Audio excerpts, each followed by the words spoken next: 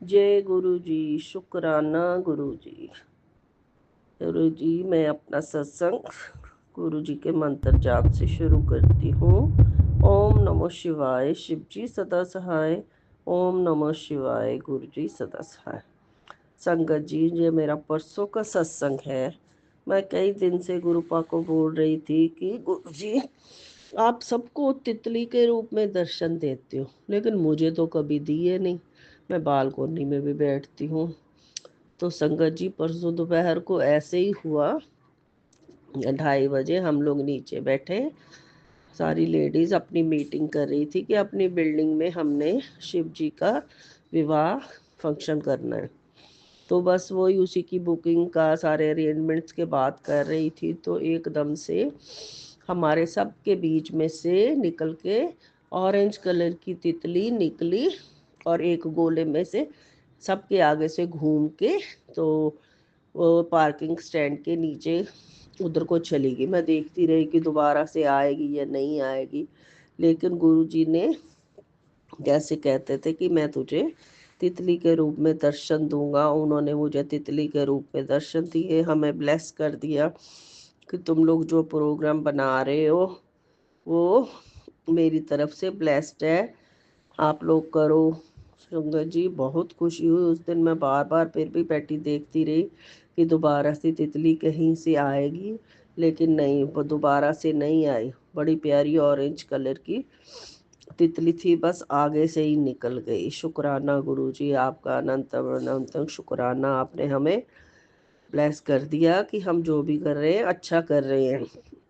संगत जी, गुरु महाराज की कृपा से ही छोटा मोटा कुछ ना कुछ हम लोग सोचते हैं कि चलो करते ही रहें। गुरु महाराज की इतनी कृपा है, वो कहते हैं कि मैं हरदम तेरे साथ ही हूँ, तू चिंता मत किया कर। मैं हूँ, तू रोज 10 मिनट मंदिर में आके मेरे स्वरूप के आगे बैठा कर, मैं तेरी सारी बीमारियां ठीक कर दूंगा, मैं तेरी हीलिंग करूंगा। 40 दिन आके मेरे स्वरूप के आगे बैठा कर। संगत जी, काफ़ी दिन हो गए मैं बैठती हूँ, कई प्रॉब्लम्स दूर भी हुई हैं, लेकिन बस रेगुलर नहीं बैठा जाता। जब याद आ जाता है फटाफट जाके गुरु महाराज से माफ़ी मांग लेती हूँ और उनके चरणों में बैठ जाती हूँ। वहाँ बैठ के मैं मंत्र जाप करती हूँ कि गुरु महाराज, जो करना है आपने ही सब कुछ करना है, बस मुझे याद दिलाते रहा करो। जो भूल चूक हो जाती है वो मुझे माफ़ कर देना। और गुरु महाराज तो माफ़ कर भी देते हैं, मुझे पूरा विश्वास है। वो हमें सही रास्ता दिखाते हैं। हर मुश्किल जो होती है पूरा उनका ध्यान रखते हैं।